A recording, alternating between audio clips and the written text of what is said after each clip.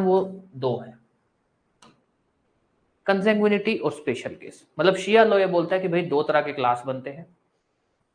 हालांकि शिया लॉ में भी टेबल दिया गया है, पर शिया लॉ में जो टेबल दिया गया है वो कुछ इस तरह से कि अगर फॉलोइंग कैटेगरी ऑफ पर्सन है, जिसको इन्होंने भी नाम शेयरर का ही दिया है, पर वो टेबल का कंसेप्ट है। तो दो चीजें हैं, ध्यान देना। अगर तो हम ये बात करते हैं कि शिया लॉ में प्रॉपर्टी कैसे सक्सेशन में जाती है, तो ये तरीका होता है कि भाई पहले कंसेंग्युइनिटी का देखा जाता है, जिसमें क्लास 1, क्लास 2, क्लास 3, मोटा मोटी बता देता हूं क्या है। क्लास 1 में बेटा और ये सब है, क्लास 2 में बेटा पेरेंट्स, क्लास 2 में दादा, पैटर्नल अंकल आंट, ऐसे करके हैं, ठीक है। तो ये सब है। उसके बाद मैरिज वाले जो आ जाते हैं वो आ जाते हैं। मैरिज वाला वही हस्बैंड वाइफ, स्पेशल केसेस में ये स्पेशल रिलेशनशिप, मतलब लाइक किसी को एक्नॉलेज, जैसे हमने कल पढ़ा था एक्नॉलेज वाला वो। तो इन शॉर्ट बता देता हूं, शिया लॉ अगर हम बात करें सक्सेशन की, जैसे अपने ने कल बात की थी order of succession, sharer, residuary, Shia law में क्या है, कंसेंग्युइनिटी फिर स्पेशल केस। मतलब पहले हम इसको देखेंगे, उसमें क्या है, क्लास 1, क्लास 2, क्लास 3, ये केस है। क्लास 1 में क्या है, 2 में क्या है, वो देख लेंगे।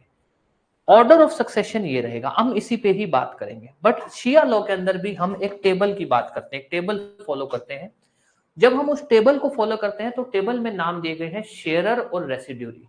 यहां पर शेयरर और रेसिड्यूरी का मतलब क्या है कि भाई जो टेबल में जितने भी लोग मेंशन है वो तो हुए शेयरर, कि उनको अगर प्रॉपर्टी मिलेगी तो उनका हिस्सा ये होगा। उसके अलावा जितने भी बच गए वो सब है रेसिड्यूरी। सीधी सी बात है, इतनी सी। तो अगर आपसे वो ये पूछा, हालांकि टेबल में कुछ डिफरेंस नहीं है, ऑलमोस्ट सेम है सुन्नी और शिया का। अगर आपसे वो पूछे लाइक नहीं शेयर वाली बात कि भाई शिया लॉ के हिसाब से हस्बैंड को कितना मिलेगा वाइफ को, तो आप टेबल को ध्यान रखना कि यार टेबल पड़ी थी अपने एक। अगर वो आपसे नॉर्मल पूछे कि भाई शिया लॉ में सक्सेशन का या ऑर्डर ऑफ सक्सेशन का क्या कंसेप्ट है, तो कंसेंग्युइनिटी है, स्पेशल केस है। कंसेंग्युइनिटी में 3 क्लास है, ये है। तो शिया लॉ में अपने दो तरीके, दो बातें पढ़ेंगे। तो अपने पहले आ जाते हैं ऑर्डर ऑफ सक्सेशन के ऊपर। ऑर्डर ऑफ सक्सेशन बहुत ही छोटा सा है, बहुत ही सिंपल है, जिसमें इन्होंने बोला है कि भैया ऐसा है, जो और सक्सेशन होगा वो कंसेंग्युइनिटी के बेस पे होगा, मतलब कि फादर साइड से होगा, फादर साइड से। सिंपल सा मतलब इनका ये है, जिसमें इन्होंने 3 क्लासेस बनाई। 3 क्लासेस का कंसेप्ट क्या है, उन 3 क्लासेस में इन्होंने लिया, क्लास 1 में इन्होंने जोड़े इंक्लूड किए पेरेंट्स, पेरेंट्स माँ बाप और बच्चे, सिर्फ माँ बाप और बच्चे। क्लास 2 में इन्होंने जोड़े दादा दादी और बहन और भाई, ब्रदर और सिस्टर। क्लास 3 में इन्होंने जोड़े पैटर्नल साइड के अंकल आंटी, मैटरनल साइड के अंकल आंटी। क्या है, पैटर्नल साइड के अंकल आंटी, मैटरनल साइड के अंकल आंटी। तो अब ध्यान देना, पहला क्वेश्चन, शिया लॉ के अंदर जो ऑर्डर ऑफ सक्सेशन है वो कितने काइंड में, 2 काइंड में, कंसेंग्युइनिटी एंड स्पेशल केस। कंसेंग्युइनिटी में कितनी क्लास है, 3 क्लास है। क्लास 1 में कौन कौन आते हैं, क्लास 1 में आते हैं पेरेंट्स और चिल्ड्रन। क्लास 2 में दादा और भाई, मरने वाले के भाई बहन। क्लास 3 में मरने वाले के जो भी पैटर्नल अंकल आंट है, मतलब चाचा ताऊ, मैटरनल अंकल आंट, मामा और ये सब।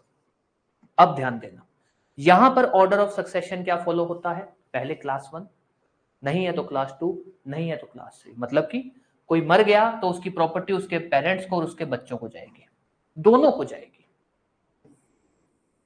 दोनों को जाएगी। ये बात ध्यान रखना, ऐसा नहीं कि पेरेंट्स को जाएगी, नहीं, दोनों को जाएगी। अगर ये दोनों ही नहीं है फिर यहां आएंगे, पहली चीज। दूसरी बात, सपोज अब बच्चे हैं तो बच्चों के अंदर सीन बनता है, लेट्स टेक एन एग्जांपल, सन है, सन है, तो चिल्ड्रन तो ये दोनों ही हुए, चिल्ड्रन तो दोनों ही हुए, क्योंकि यहां पर और तो कुछ बोला नहीं हुआ, सन है, सन है, दोनों चिल्ड्रन हुए। उस केस के अंदर, उस केस के अंदर इसको प्रेफरेंस मिलेगी, इसको प्रेफरेंस मिलेगी। ये क्या कहानी बोलता है, ऑर्डर ऑफ सक्सेशन में 2 मेन इंपॉर्टेंट बातें हैं। जो 2 इंपॉर्टेंट है वो क्या है कि भाई पहला तो क्लास, पहले क्लास 1 फिर क्लास 2 फिर क्लास 3। अगर क्लास 1 में जो 2 लोग हैं वो दोनों ही नहीं है, पेरेंट्स और चिल्ड्रन, तब क्लास 2, क्लास 2 के नहीं है तो क्लास 3। एक चीज। दूसरी चीज, अगर कोई एक, मतलब नंबर 1 ये, नंबर 2 ये, अपने तो चलो ऊपर नीचे भले ही लिखा हुआ है, पर इसको 1 2 चाहे मत लिखो, ये कर दो, ये कर दो, 1 2 मत लिखो, चाहे कि प्रेफरेंस नहीं है ये, 1 2 कोई प्रेफरेंस नहीं है। अगर मान लीजिए ये वाली लाइन उठा लीजिए, बच्चों वाली, तो बच्चों के अंदर मान लीजिए उसका लड़का भी है और पोता भी है, सन भी है, सन भी है, तो पहले सन को प्रेफरेंस मिलेगी।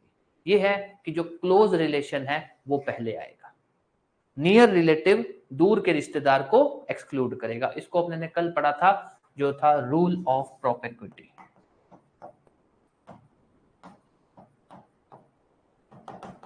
ये अपने ने कल पढ़ा था। शिया के अंदर अपने को बस इतना सा ध्यान रखना है, क्या क्लास है, क्लास 1 है, क्लास 2 है, क्लास 3 है। क्लास 1, 2 और 3 के बाद अपने लिए क्या ध्यान रखने वाली बात है कि भाई जो पास का रिश्तेदार है और जो दूर का रिश्तेदार है। अभी तक इसमें कोई भी डाउट, किसी भी तरह का कोई भी डाउट?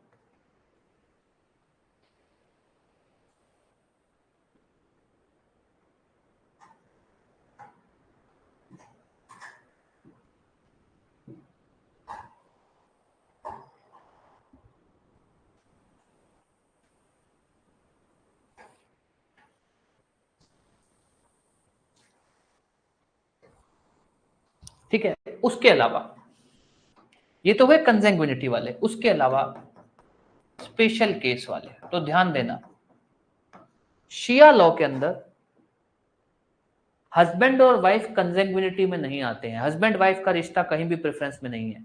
हस्बैंड वाइफ तब आते हैं जब कंसेंग्विनिटी की पूरी चेन खत्म हो जाती है, तब स्पेशल केस में सबसे पहले आते हैं बाय मैरिज वाले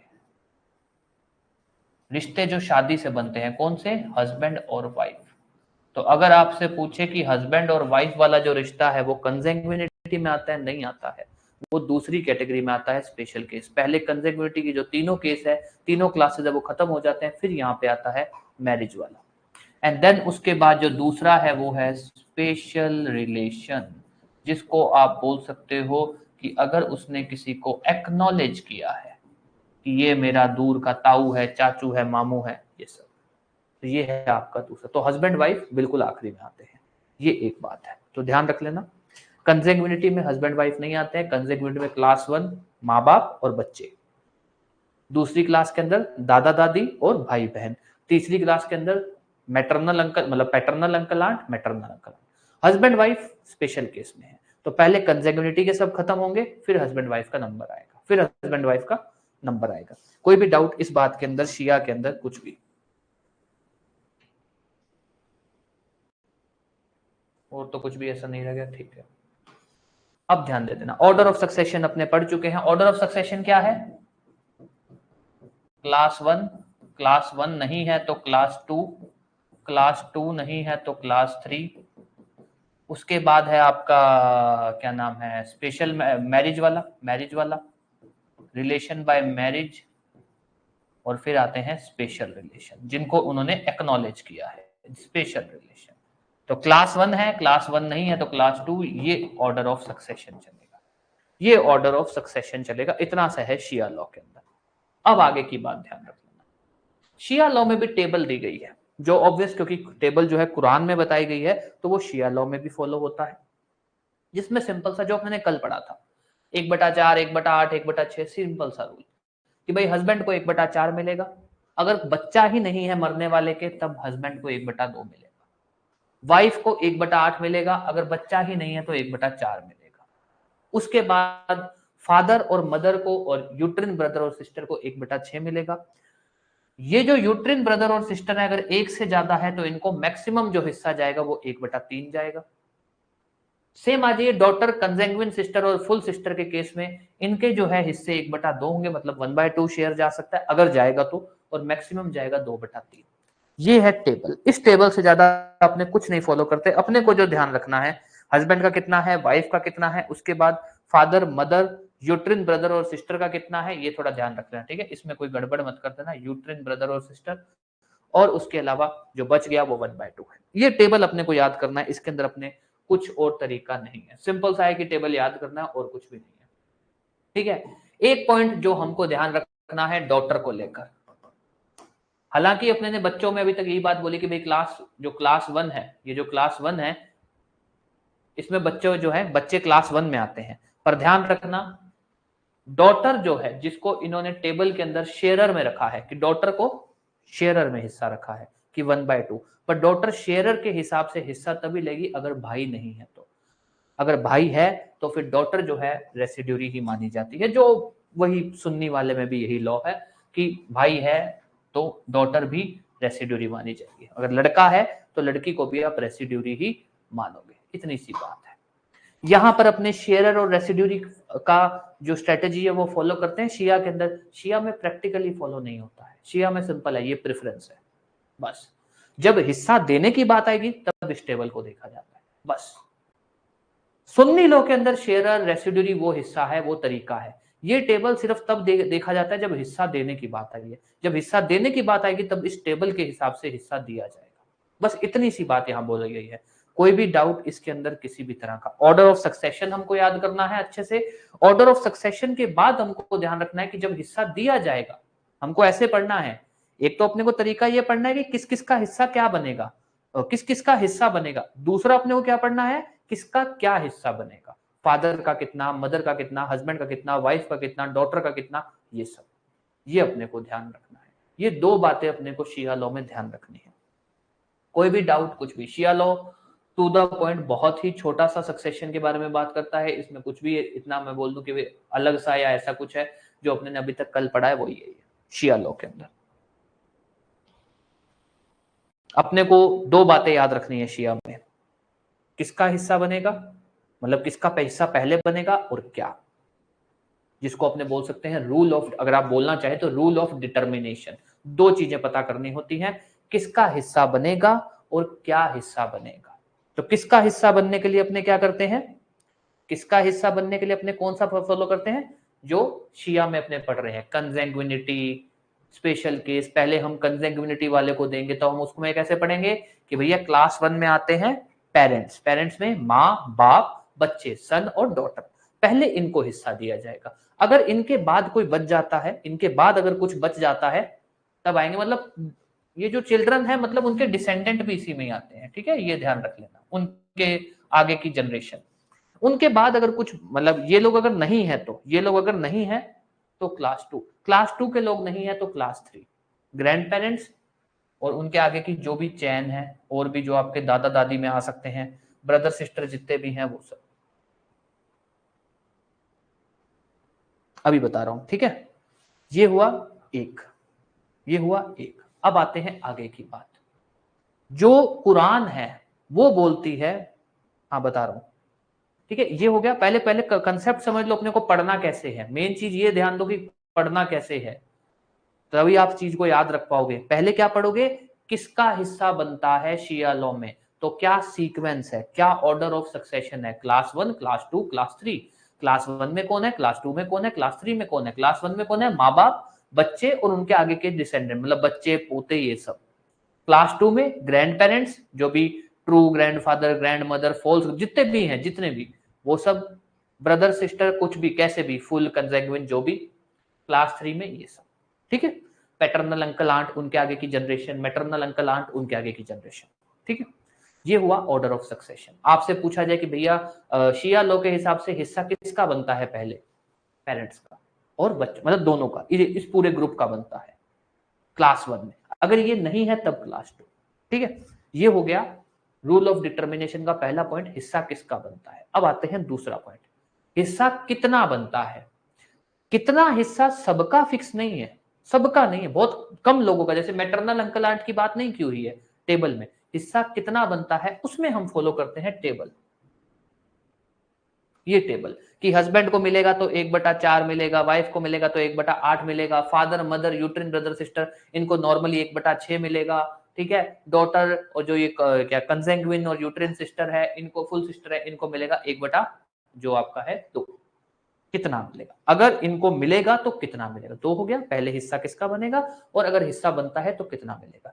यस, अब आपका क्वेश्चन, आपका क्वेश्चन ये है कि भाई अगर जो सन है तो वो रेसिड्यूरी क्यों। देखिए, मुस्लिम लॉ बोलता है शिया सुन्नी दोनों में कि अगर बेटी है, बेटा है ही नहीं, तो पहले बेटी को प्रेफरेंस दो, पहले उसको शेयरर में लाकर, मतलब सुन्नी लॉ के हिसाब से बोल रहा हूं, शेयरर में लाकर उसको हिस्सा दीजिए, उसको प्रेफरेंस दो। पर अगर बेटा है, और क्योंकि बेटे को शेयरर में नहीं रखा हुआ है, कल अपने ने पढ़ा था बेटा शेयरर में नहीं आता, बेटा रेसिड्यूरी में आता है, तो बेटा बेटी एक समान, एक समान है। तो अगर बेटा रेसिड्यूरी में है तो बेटी भी रेसिड्यूरी में रहेगी। अगर बेटा नहीं है तब बेटी शेयरर में रहेगी। ये रूल फॉलो किया जाता है। ठीक है,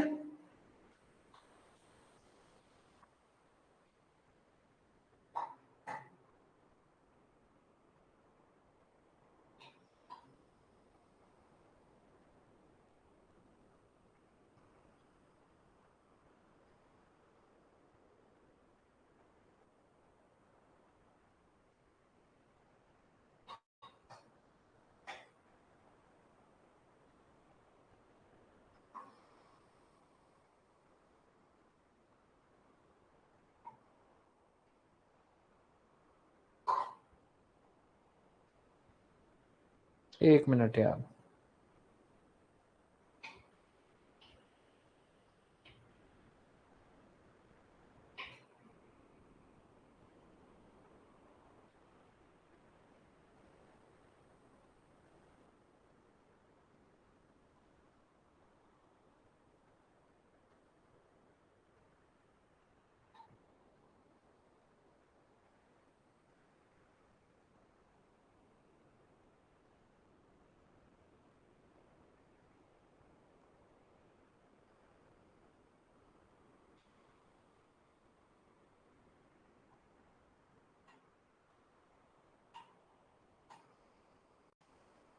चलिए, हाँ फादर वाला, ये वाला ना, ये स्लाइड था क्या, ये वाला स्लाइड बोल रहे हो ना? कौन सा स्लाइड था फादर वाला, कौन सा स्लाइड बता दिया मैंने?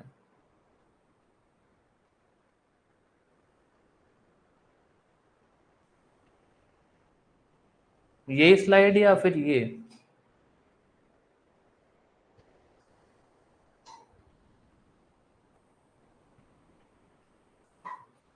ये वाला? देखो जैसे डॉटर में सीन है ना कि अगर बच्चा है, लड़का है तो लड़की को भी उसके समान रखो, और लड़का रेसिड्यूरी में है तो लड़की भी रेसिड्यूरी में मानी जाएगी। सेम चीज फादर में है। फादर में क्या माना गया है कि अगर आगे कोई जनरेशन ही नहीं है, जो मरा है उसकी कोई जनरेशन नहीं है, सिर्फ उसका बाप है, तो बाप को रेसिड्यूरी में माना जाएगा। ये जो शेरर और रेसिड्यूरी वाली बात है ना, ये शिया लॉ में किसी काम की नहीं है। शिया लॉ शेरर रेसिड्यूरी की स्ट्रेटेजी पे चलता ही नहीं है। हम यहाँ ये शेरर रेसिड्यूरी वाला टेबल क्यों बात कर रहे हैं, क्योंकि जो क्या कहते हैं, रूल ऑफ डिटर्मिनेशन एक रूल है जो बोलता है कि भैया किसका हिस्सा पता लगाओगे तो वो दो चीजें बोलता है। पहले तो ये पता करो कि जितने भी रिश्तेदार हैं उनमें से किसका हिस्सा पहले बनता है, और फिर ये देखो टेबल में, जो टेबल है कुरान में, उसके हिसाब से इनका हिस्सा कुछ फिक्स तो नहीं किया गया। तो इसलिए अपने ये पढ़ रहे हैं, ये बातें अपने लिए इंपॉर्टेंट नहीं है। ये डॉटर वाली बात तो मैंने आपको इसलिए बता दी क्योंकि ये पूछी जाती है डॉटर सन वाली बात। ठीक है, फादर के लेकर ये सिंपल सी बात है कि जो मर गया उसके आगे कोई जनरेशन ही नहीं है, तो जनरली तो फादर शेयरर में माना गया है, फादर को शेयरर में रखा गया है। पर अगर मरने वाले के आगे कोई जनरेशन ही नहीं है तो फादर शेयरर में नहीं रहेगा, फादर को रेसिड्यूरी में माना जाएगा। अपने काम का नहीं। शिया लॉ में शेयरर रेसिड्यूरी नहीं है। शिया लॉ में ये टेबल सिर्फ इसलिए पूछा अपने पढ़ते हैं कि अगर वो ये पूछ ले कि एज पर शिया लॉ हस्बैंड का कितना हिस्सा है, वाइफ का कितना हिस्सा है, ये कितना मिलेगा, तो अपने ने इस हिसाब से पढ़ा तो हो तभी बता पाएंगे। तो ये है, बाकी कुछ शेयरर रेसिड्यूरी वाली कोई स्ट्रेटेजी हम लोग फॉलो नहीं करते हैं शिया लॉ के अंदर।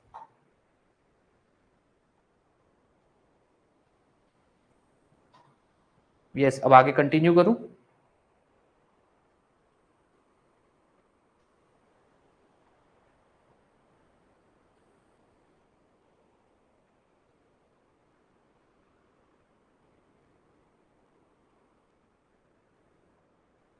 ठीक है, अब ध्यान देते हैं। शिया के अंदर अपने ने जितना अभी पढ़ा ना, शिया है सक्सेशन इतना ही है, ऑर्डर ऑफ सक्सेशन। रूल्स जो अपने ने कल पढ़े थे कि भैया जिसका जो पहली क्लास है, क्लास 1 को पहले, क्लास 1 में नहीं है तो वही सब रूल ऑफ प्रेफरेंस वही सब है। ठीक है, अब ध्यान दे देना, किसका कितना हिस्सा, मतलब किसको पहले हिस्सा मिलेगा और किसका कितना हिस्सा, बात खत्म, इससे आगे कुछ नहीं है। अब आ जाइए इसके जो छोटे मोटे से बात है, ये सब अपने कोई काम के नहीं है। अब आ जाइए, हमने कल एक रूल डॉक्ट्रिन पढ़ा था, doctrine of increase, doctrine of return, ये सब याद है कल वाला? ये वाली बातें याद है कल जो अपने ने पढ़ी थी कि अगर मान लीजिए हिस्सेदार जो हैं वो ज्यादा हैं, प्रॉपर्टी कम है, तो सभी जितने भी हिस्सेदार हैं उनकी प्रॉपर्टी से जो है हिस्सा कम कर लिया जाएगा। ये बात तो याद है?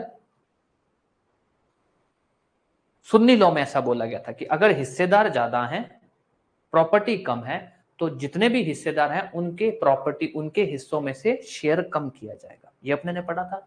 शिया लो उल्टा बोलता है, शिया लो सबके हिस्सों में से कम करने को नहीं बोलता, वो कहता है कि डॉटर और सिस्टर, इनके हिस्सों से शेयर कम किया जाएगा। कल अपने एक एग्जांपल पढ़ा था ना कि मान लीजिए 100 रुपए की प्रॉपर्टी है, सॉरी 100 रुपए की प्रॉपर्टी है, 3 रिश्तेदार बनते हैं, इसको 50 रुपए देने हैं, इसको 30 देने हैं, इसको 30 देने हैं, ये तो 110 बन गए as per table. As per table कितने बन गए 110, 10 रुपए अब एक्स्ट्रा है, कहां से लाएं, कहां से लाएं? अब ला तो कहीं से सकते नहीं, किसी ना किसी का हिस्सा कम करेंगे। शिया लॉ बोलता है इनमें अगर डॉटर है, अगर सिस्टर है, तो उसका हिस्सा कम कर दो, उसका हिस्सा कम कर दो। दिस इज आपका जो है डॉक्ट्रिन ऑफ रिटर्न बोल दो, प्रिंसिपल ऑफ रिटर्न बोल दो, ये सब, सॉरी इंक्रीज बोल दो। सुन्नी में क्या है, सबके हिस्सों में से कम होगा। शिया क्या बोलता है, डॉटर या सिस्टर के हिस्से में से कम कर लो, ध्यान देना। दूसरा रिटर्न को लेकर, ये क्या है, सुन्नी में अपने ने क्या पढ़ा था कि अगर सबको प्रॉपर्टी बंटने के बाद प्रॉपर्टी बच गई तो क्या करोगे, शेयरर से बची तो रेसिड्यूरी में जाएगा, रेसिड्यूरी से बची तो शेयरर में जाएगा। हमने ये बात पढ़ी थी, सुन्नी में यही बात पढ़ी थी, याद है?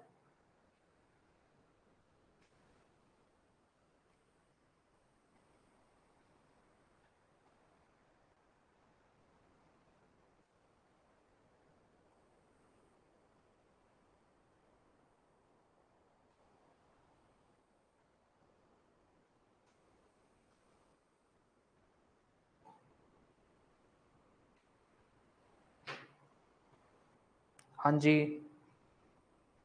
डॉक्ट्रिन ऑफ रिटर्न अपने ने पढ़ा था कि अगर प्रॉपर्टी बंटने के बाद बच जाती है, तो अगर रेसिड्यूरी में बच चुकी है, बच रही है फिर भी प्रॉपर्टी, तो शेयरर को चली जाएगी, फिर शेयरर में प्रॉपर्टी बच जाएगी, ऐसा अपने ने पढ़ा था।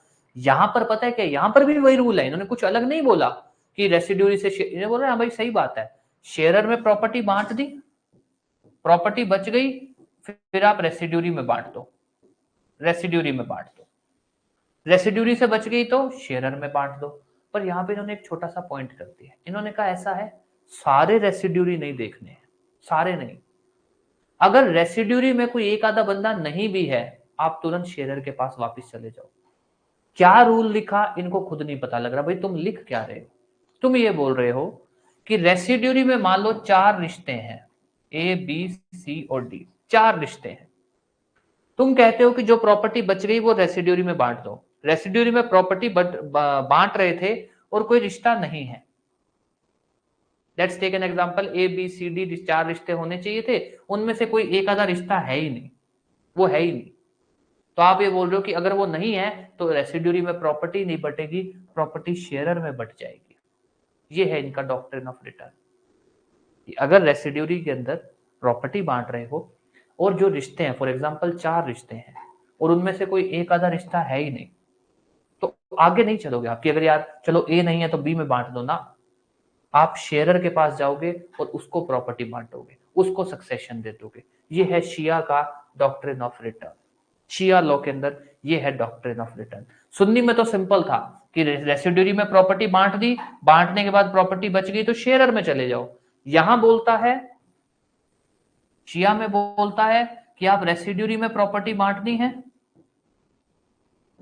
कोई भी एनी रिलेशन वहां पर एब्सेंट है, जो भी रेसिड्यूरी में रिलेशन आते हैं, कोई रिलेशन एब्सेंट हो गया, मतलब स्किप है, वो है ही नहीं, तो आप रेसिड्यूरी में प्रॉपर्टी बांटोगे ही नहीं, आप प्रॉपर्टी शेयरर में बांटोगे, आप वापस शेयरर के पास चले जाओगे और उसमें प्रॉपर्टी बांटोगे।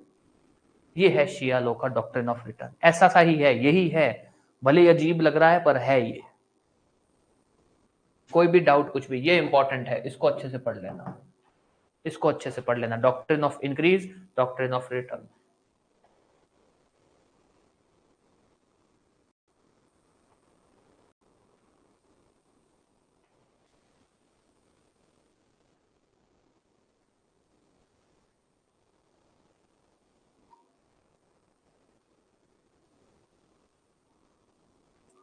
यस, कोई भी डाउट, फिर अपने आगे कंटिन्यू करें। शिया लॉ के अंदर सबसे पहले वो जो दो अपने ने बातें पढ़ी है ना, एक टेबल और क्लास, पहले उसको अच्छे से कर लेना, उसके बाद इन चीजों में आना, उसके अलावा उसके बाद अपने को ये छोटी मोटी चीजें ध्यान रखनी है।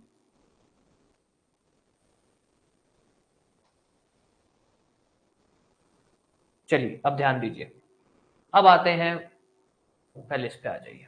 कल अपने ने बात पढ़ी थी रूल ऑफ प्राइमोजेनेटिव, कि जो घर का सबसे बड़ा बच्चा है, जो हिंदुओं में भी होता है, घर का जो सबसे बड़ा बच्चा है उसका पहला अधिकार बनता है, ये शिया लॉ में फॉलो किया जाता है। कल नहीं, सॉरी, अपने ने परसों बात की थी, ये लिखा हुआ है, शिया लॉ में फॉलो किया जाता है। मतलब क्या है, अभी आता हूं इस पे ना। शिया लॉ में फॉलो किया जाता है, मतलब क्या है, जितने भी कार्यक्रम होंगे, जितनी भी मूवेबल प्रॉपर्टी होगी, वो एल्डेस्ट सन को, ऑर्नामेंट्स, कोई जैसे होता है ना कोई ये जो अंगूठी हुई कुछ, या फिर क्रिया कुछ भी, किसी चीज को लेकर कोई क्रियाक्रम करना है, जो उनके मूवेबल प्रॉपर्टी है, जो कई बार मरने वाले ने जो पहने होते हैं, वो सब किसको जाएंगे, एल्डेस्ट सन को। कहाँ बोला गया है, शियर। ये शिया लॉ फॉलो करती है, सुन्नी नहीं, सुन्नी नहीं, शिया लॉ में फॉलो होता है ये रूल ऑफ प्राइमोजेनेटिव की एल्डेस्ट सन को ही मूवेबल प्रॉपर्टी मिलेगी डिसीज्ड पर्सन की, एल्डेस्ट सन ही सारे रिलीजियस कार्यक्रम करेगा, जितने भी रिलीजियस कार्यक्रम है वही करेगा। हाँ जी, क्या कह रहे हैं आप? हाँ देखो ये क्या कह रहा है, ध्यान देना नंदेश जी। अपने जो अपने कल सुन्नी लॉ में पढ़ा ना, आपने उसको सिंपल करने के लिए बात बोली कि भैया पहले तो शेयरर में बांटोगे, जो ऑब्वियस प्रैक्टिकली यही करोगे, शेयरर में बांटोगे, फिर रेसिड्यूरी में जाओगे, रेसिड्यूरी में बांटने के बाद भी अगर बच गई तो क्या करोगे, वापिस शेयरर में आ जाओगे, यही करोगे। यहां पर ये जो है ये सिंपल सा बोल रहा है कि भैया मान लो तुम रेसिड्यूरी में प्रॉपर्टी बांट रहे हो, ये रेसिड्यूरी के लिए बोल रहा है सिर्फ, रेसिड्यूरी में प्रॉपर्टी बांट रहे हो, रिश्ते रेसिड्यूरी की चैन है, मान लो चैन तो क्या है, जो भी जितने भी लोग हैं रिश्ते में, जो शेयरर की चार्ट में नहीं है, उसमें बांट रहे हो, उनमें से कोई रिश्ता है ही नहीं। चैन जो है ना, मान लो कोई भी ले लो, जैसे भाई बेटा होना चाहिए, बहन होनी चाहिए, ऐसे करके कोई चैन है, उसमें से कोई एक चैन है ही नहीं, तो आप आगे नहीं जाओगे, आप आगे नहीं जाओगे, आप शेयरर में प्रॉपर्टी बांटोगे, आप रेसिड्यूरी में नहीं। रेसिड्यूरी की जो रिश्तों की चैन है ना, अगर उसमें से एक चैन गायब है, एक रिश्ता है ही नहीं, चाहे कैसे भी मान लो मर चुका है कुछ भी, आप उसमें नहीं बांटोगे, आप शेयरर में प्रॉपर्टी बांटोगे। ये है शिया लॉ के अंदर डॉक्टर, ये शिया लॉ फॉलो करता है कि अगर कोई भी एक रिश्ता मिसिंग है तो आप आगे नहीं जाओगे, आप आगे वाले रिश्ते पे नहीं जाओगे, आप शेयरर में प्रॉपर्टी बांटोगे। ये है शिया लॉ के अंदर, थोड़ा सा अजीब सा है बट है ऐसा। ठीक है, अब ध्यान देना, ये क्या है, rule of representation. Rule of representation का मतलब है कि मुस्लिम लॉ बोलता है कि जो मरा हुआ आदमी है उसकी जो जनरेशन है वो उसको भी रिप्रेजेंट करती है। ये क्या बात बनी, ये वैसे तो प्रैक्टिकली फॉलो नहीं होता है, बट ऐसा कहा जाता है, ये एक रूल है, नॉर्मली ऐसा बोला जाता है कि भाई मान लो बेटे का हिस्सा बनता है, बेटे के बेटे का हिस्सा बनता है, बेटा मर चुका है, बेटा मर चुका है, तो बेटे का जो बेटा है, जो पोता है, वो बेटे को रिप्रेजेंट करेगा, बेटे का जो हिस्सा है वो पोते को जाएगा। हालांकि प्रैक्टिकली ऐसा नहीं होता है। ये है आपका डॉक्ट्रिन ऑफ या रूल ऑफ रिप्रेजेंटेशन, जो हालांकि हिस्से को लेकर बात नहीं बोलता है, जो सिंपल सा बोलता है कि जो मरे हुए आदमी की डिसेंडेंट है, उसके मान लो बच्चे हैं, वो उस मरे हुए को रिप्रेजेंट करते हैं, उसको रिप्रेजेंट करते हैं, उनको हिस्सा नहीं जाता है। हिस्सा जाने की ऐसी कोई बात नहीं है, इंपॉर्टेंट है, कहीं से भी इंपॉर्टेंट नहीं है ये, इसका कोई लेना देना नहीं है। प्राइमोजेनेटिव फिर भी मान लो ये पूछ सकता है कि भाई कौन सा रूल है जो बोलता है कि एल्डेस्ट सन को हिस्सा मिलेगा, ये अपने मान सकते हैं, उसके अलावा कुछ भी नहीं है। अब आ जाइए अगले पॉइंट पे, डॉक्ट्रिन ऑफ या रूल ऑफ एस्टीट। ये क्या है, कोई आदमी मरा, उसका कोई है ही नहीं आगे पीछे, कोई भी नहीं है, प्रॉपर्टी स्टेट को चली जाएगी। पढ़ चुके हैं अपने एल्डेस्ट सन, पढ़ चुके हैं एल्डेस्ट सन, रूल ऑफ प्राइमोजेनेटिव अपने पढ़ चुके हैं, शिया लॉ में फॉलो होता है। इलेजिटिमेट सन के बारे में हम नॉर्मली बोलते हैं कि इलेजिटिमेट सन जो है मदर की प्रॉपर्टी में सक्सेशन रख सकता है,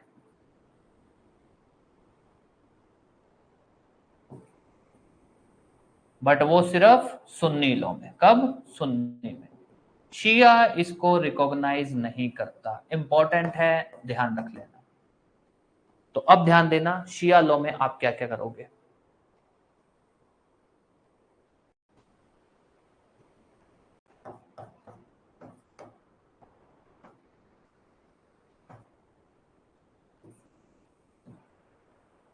चेन, जिसको आप बोल सकते हो ऑर्डर ऑफ सक्सेशन, ये पढ़ोगे अच्छे से, class 1, class 2, class 3, class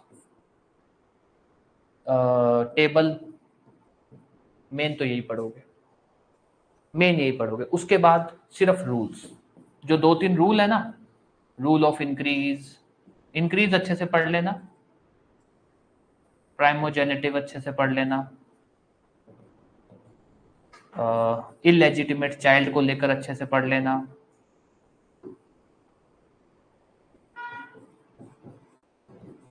rule of escheat अच्छे से पढ़ लेना,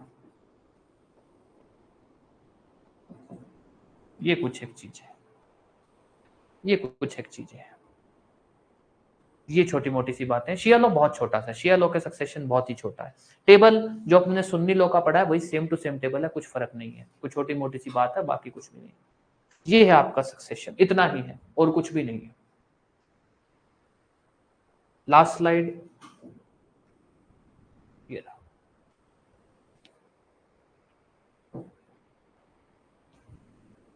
सुन्नी लॉ फिर भी ज्यादा पूछने के चांसेस हैं, सुन्नी लॉ के चांसेस ज्यादा हैं जो आपसे पूछे जाएंगे, शिया लॉ के चांसेस कम है, क्योंकि शिया लॉ में कुछ ऐसा है नहीं। हाँ, ऑर्डर ऑफ सक्सेशन पूछ ले तो पूछ ले, बाकी कुछ ऐसा है नहीं। इलेजिटिमेट चाइल्ड का क्वेश्चन आ सकता है, इंपॉर्टेंट है, देख लेना।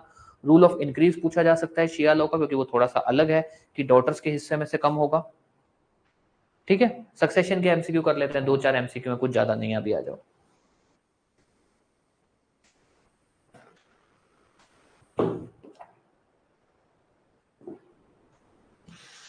सक्सेशन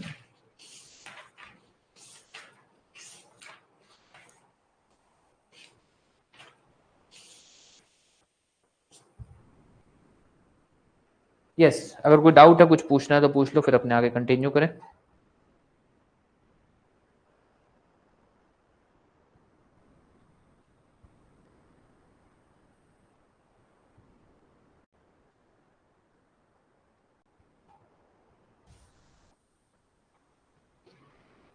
चलिए आ जाइए, सबसे पहला क्वेश्चन,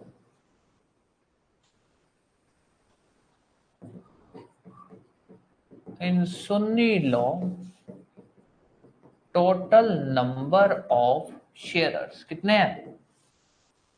सुन्नी लॉ में टोटल नंबर ऑफ शेयरर्स कितने हैं? कल अपने ने पढ़ा था शेयरर रेसिड्यूरी कितने हैं?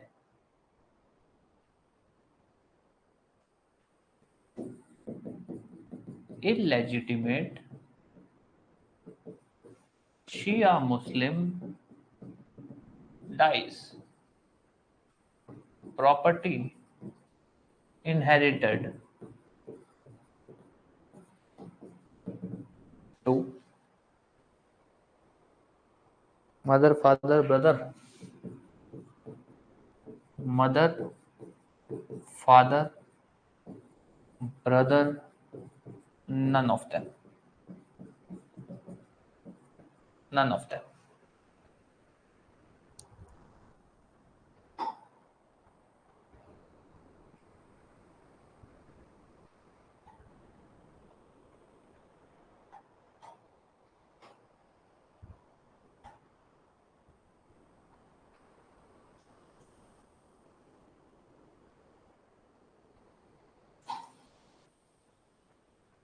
इलेजिटिमेट शिया, शिया है, शिया शिया नहीं, शिया के अंदर इलेजिटिमेट का कुछ नहीं बनता।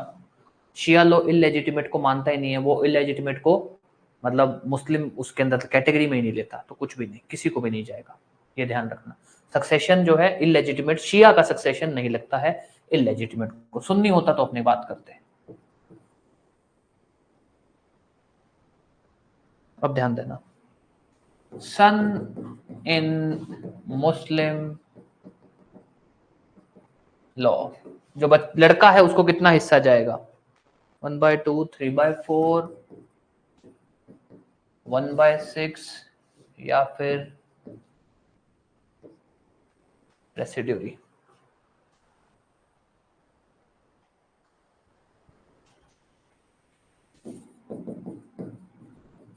शेयर ऑफ डॉटर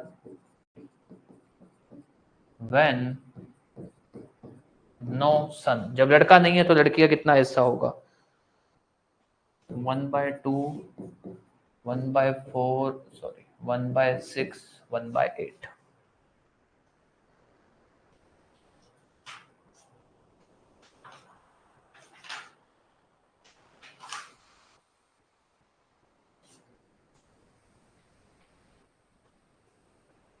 डॉटर का हिस्सा,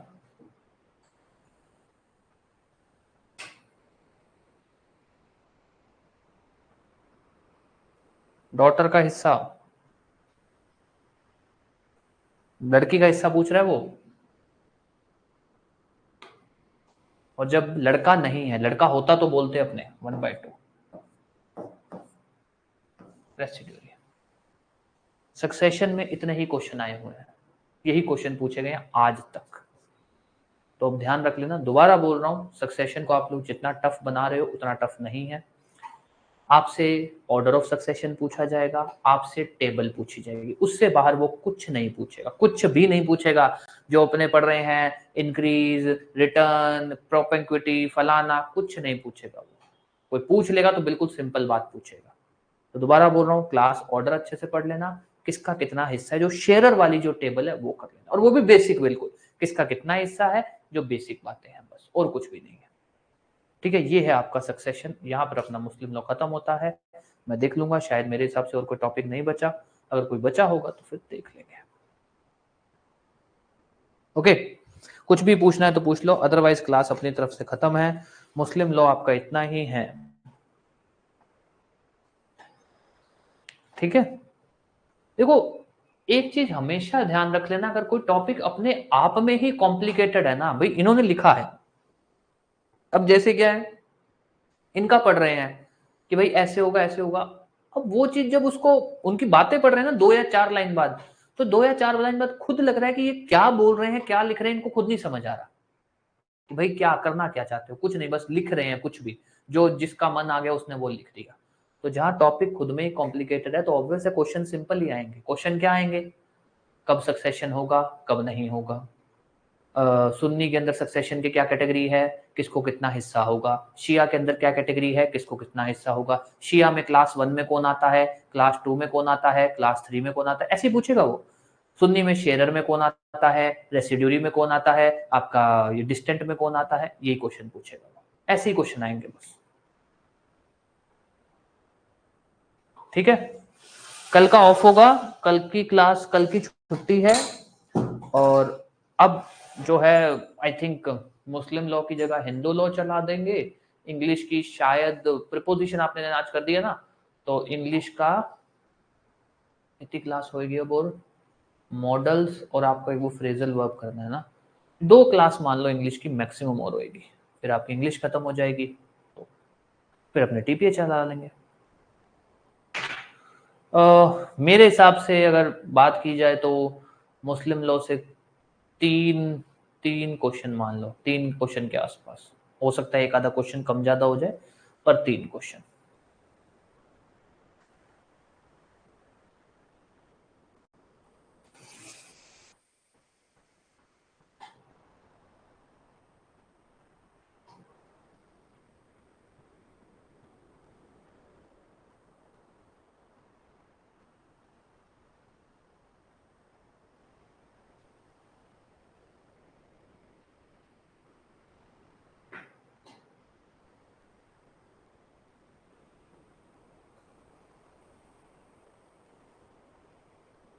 ठीक है, चलो क्लास खत्म है, थैंक यू।